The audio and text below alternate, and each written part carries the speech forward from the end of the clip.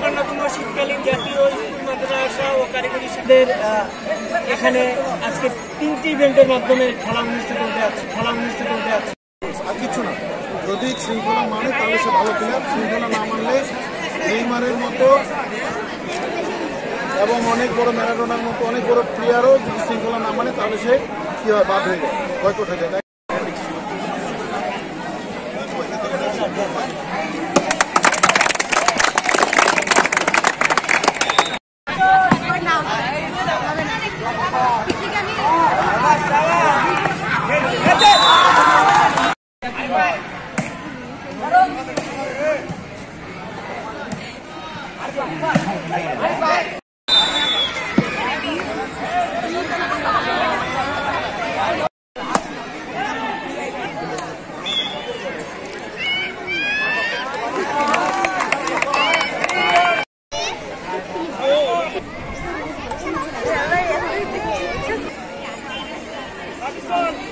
এত জোরে বাতাস আছে ওইদিকে কি হচ্ছে?